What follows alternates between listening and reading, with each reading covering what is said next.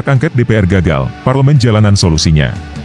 Oleh Sholihin MS, pemerhati sosial dan politik.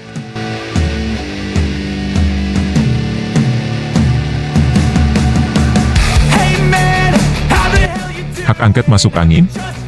Jika anggota DPR tidak serius terhadap hak angket, hampir dipastikan rakyat akan mengambil jalan lain, yaitu parlemen jalanan, sehingga reformasi jilid 2 bakal terjadi. Rakyat sudah muak dengan kelakuan rezim ini. Kepercayaan rakyat terhadap rezim Jokowi sudah sampai di bawah titik nadir. Rezim Jokowi selama ini menjadikan rakyat terus dibodohi, ditipu, dan dibohongi. Hak angket yang semula sebagai angin segar terjadinya perubahan, tapi oleh anggota dewan yang pengecut, bakal digembosi agar tidak jadi. Rezim Jokowi sepertinya tidak ingin segala kebusukan dan kecurangannya dibongkar melalui hak angket. Oleh karena itu, Jokowi dengan segala cara akan menggagalkan hak angket untuk melangkah lebih jauh. Jokowi memang pegang banyak sprindik yang bisa dijadikan senjata melumpuhkan lawan.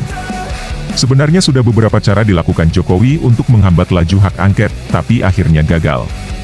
Pertama, membujuk ketum Partai Koalisi Perubahan dan PDIP untuk bergabung dengan Prabowo.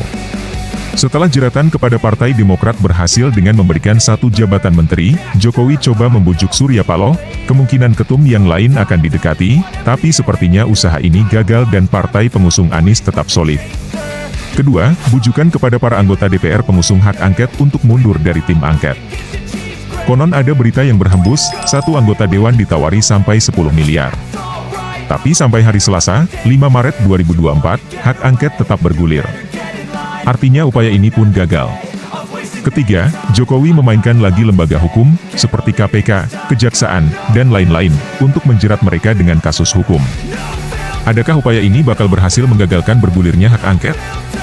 Beredar kabar, Ganjar sudah dilaporkan oleh IPW soal gratifikasi dari perusahaan-perusahaan asuransi. Jika berita ini benar, memang ini bagian dari upaya penggagalan hak angket. Bahkan banyak yang mengaitkan ketidakhadiran Puan dan Cak Imin sebagai tanda akan tidak seriusnya hak angket. Hak angket baru saja digulirkan, partai-partai pendukung paslon 01 dan 03 sepakat untuk menggulirkannya. Sidang paripurna DPR pun sudah digelar. Sejauh ini masih terus berjalan. Semoga upaya-upaya penjagalan dari Jokowi melalui berbagai modus, tidak sampai menggagalkan hak angket. Karena ini pertaruhan kredibilitas DPR yang selama ini dituding sudah lumpuh. Berbagai tekanan rakyat dari berbagai elemen, seharusnya menjadikan para anggota dewan terpacu. Karena anggota DPR memang wakil rakyat, bukan pengabdi kepada rezim, apalagi pengabdi kepada oligarki Taipan. Jika hak angket ini gagal mengakomodir tuntutan rakyat, dipastikan parlemen jalanan bakal terjadi.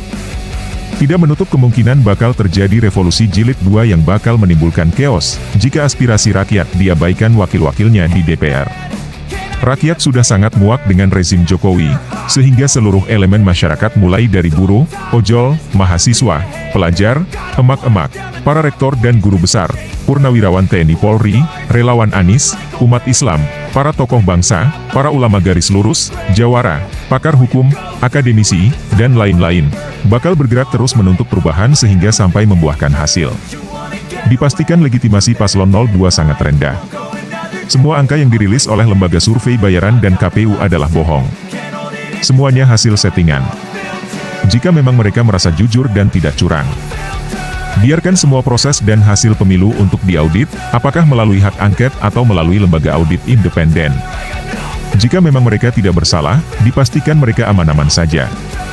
Tapi jika mereka terbukti curang secara TSM, maka paslon 02 harus didiskualifikasi. Apapun yang bakal diputuskan KPU tanggal 20 Maret 2024, tanpa alat hitungnya diaudit dulu, hasilnya pasti palsu. Sehingga dari paslon 01 dan 03, serta rakyat, tidak bakal mengakui keputusan itu sebelum ada perbaikan data oleh KPU.